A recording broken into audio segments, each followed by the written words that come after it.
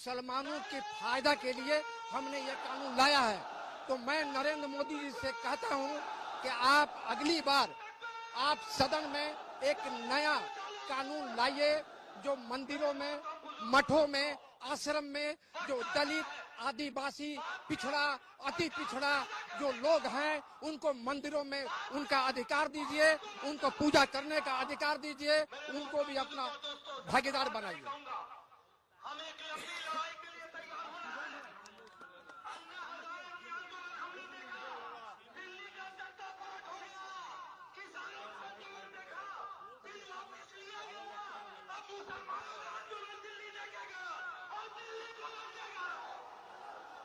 सरकार वक़्फ़ भी लागू की है, क्या कहना है, प्रोटेस्ट कर रहे हैं, क्या कहना है केंद्र सरकार? सबसे पहले तो मैं ये कहना चाहूँगा कि ये बिल जो है बिल्कुल मुसलमानों के खिलाफ है और ये बिल सही नहीं है। मुसलमानों से अगर मोहब्बत होती मोदी जी को तो मुसलमानों के एजुकेशन पे बात करते, हेल्थ पे बात करते, इस तरीके से जो चीज़ उस पर बात करते। आप बार बार मुसलमानों के खिलाफ ऐसा क्यों कोई चीज़ लाते हैं जिससे मुसलमान समुदाय भड़क जा रहा है?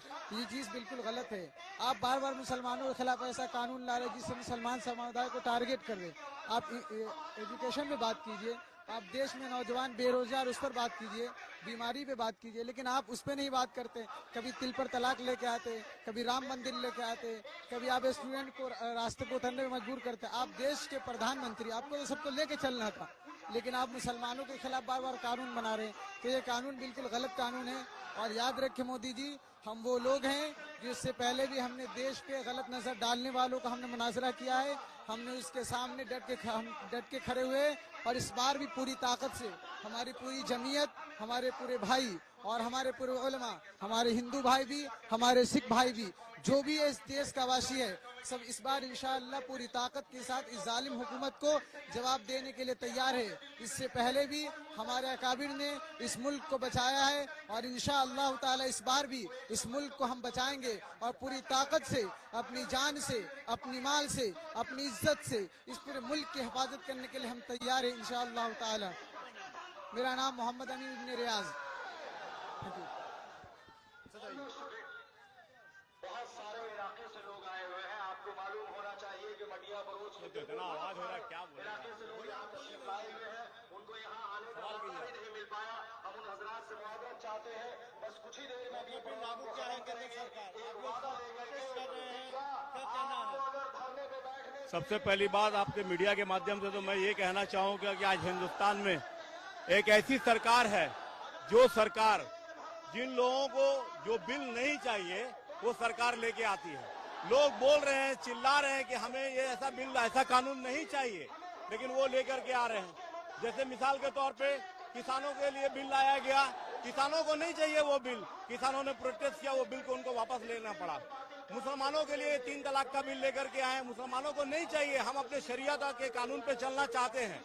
लेकिन कुछ मुसलमान जिनको इन लोगों ने खरीद लिया है उसको मीडिया के सामने ला करके वो बताना चाहते हैं कि ये जो 2-4 मुसलमान जिनको उन लोगों ने खरीद लिया है यही एक्चुअली सब मुसलमान के नुमाइंदे हैं। जो है ऐसा नहीं है। आज जो वक्फ बिल इन लोगों ने लाया है, जो लोकसभा में पास किया गया, जो है, मैंने कल अमित शाह का भाषण देखा। अमित शाह बोल रहे हैं कि वक्फ जो है कोई गैर मुस्लिम उसमें वक्फ नहीं करेगा। मैं कहना चाहता हूं कि जो गैर मुस्लिम लोग हैं वो क्यों वक्फ करेंगे?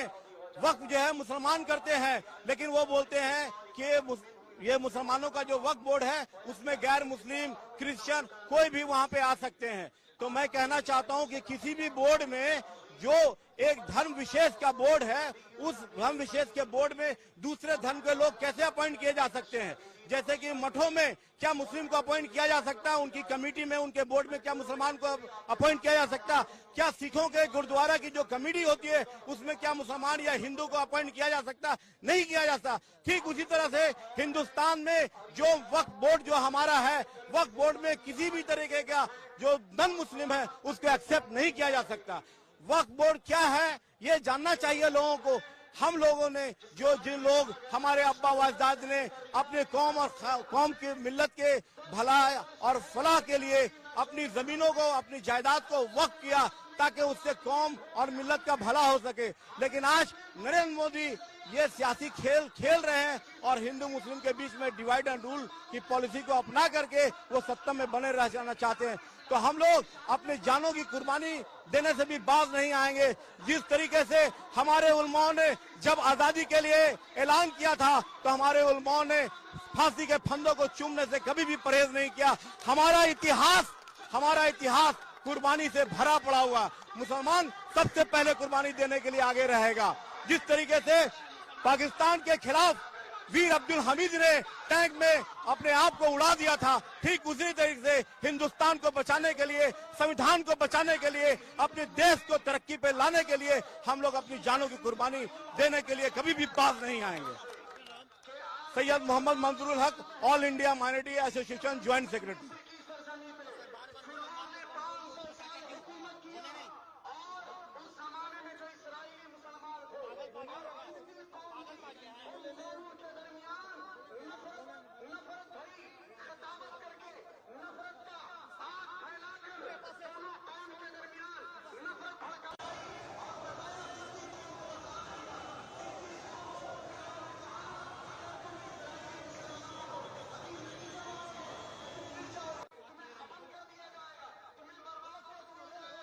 बिस्मिल्लाहिर्रहमानिर्रहीम।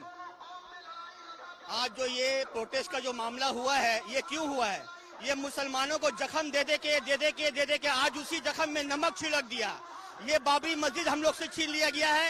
ये ट्रिपल तलाक का बिल पास कर लिया। अच्छा, 2 बजे रात में ये कौन सा कानून जिंदा रहता है?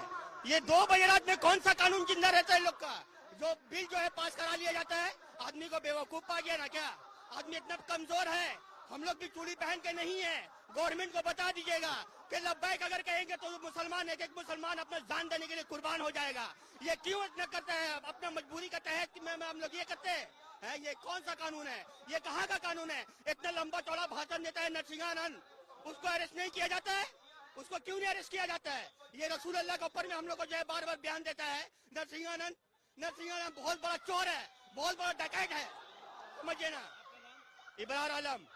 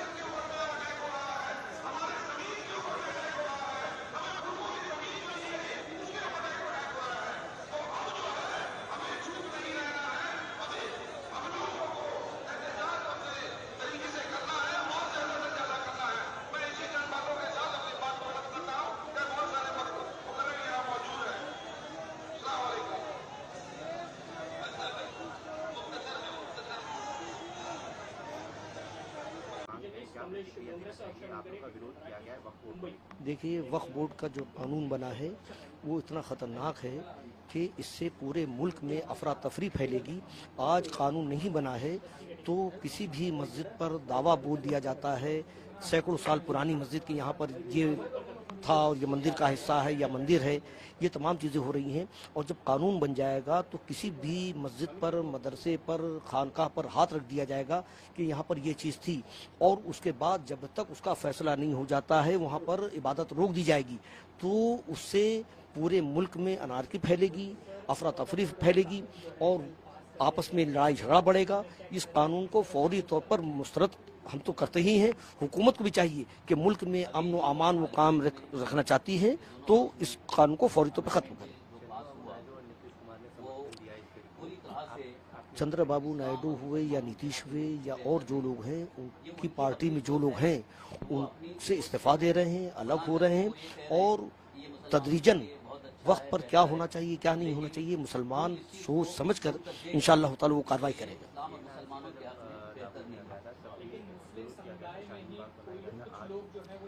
शाहीन बाग से ज्यादा तो कुर्बानियां किसानों ने दिया है, तो मुसलमान इस बिल को बचाने के लिए अपनी जानों की कुर्बानी देने के लिए भी तैयार रहेगा, क्योंकि ये शरीयत में मुदाखलत है।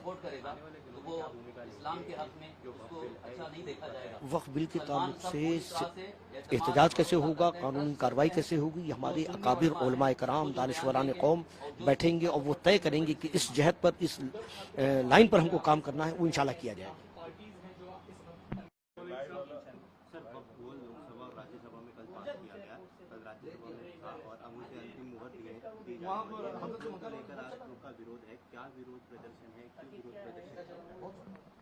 वक्फ अमेंडमेंट जो भी अभी पास हुआ है, जो बिल पास हुआ है, उसके अंदर जो बदलाव आया है, जो अमेंडमेंट आया है, उसमें कुछ चीज़ें जो हैं वो हमको बिल्कुल गवारा नहीं है, वो सीधे जो है इस्लाम और मुसलमानों के खिलाफ है। एक तो ये है कि वक्फ में गैर मुस्लिम को इसमें ट्रस्टी बनाया जाएगा, इसमें जिम्मेदार बनाया जाएगा, तो ये तो एक तरह से नाइंसाफी है, क्योंकि अगर इंसाफ देखा जाए तो फिर हर मुसलमान को मंदिर ट्रस्ट में भी ट्रस्टी बनाना चाहिए, चर्च में भी ट्रस्टी बनाना चाहिए। वहां क्यों नहीं इजाजत देते? वहां तो आप कहेंगे कि नहीं वहां नहीं जा सकते, यहाँ आप आ सकते हैं, यहाँ आप सब कुछ कर सकते हैं, तो ये कोई भी मुसलमान जो है इसको बर्दाश्त नहीं करेगा।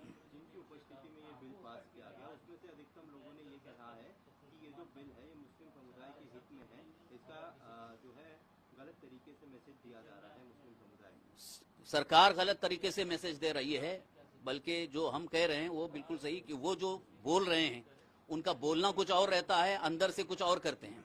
अगर इतनी हमदर्दी है तो हम सरकार से मुतालबा करते हैं कि आप जो है मुसलमानों को रिजर्वेशन देने की कोशिश क्यों नहीं करते? मुसलमानों को रिजर्वेशन दो, सियासत में उनको हिस्सादारी दो। यहाँ खाली वक्फ में तुम ये कर हम बेहतरी के लिए कर रहे हैं, लेकिन पॉलिटिक्स में, सियासत में कोई हिस्सादारी नहीं है, और जो हमारे मजहबी मामलात हैं उसमें पूरी तरह से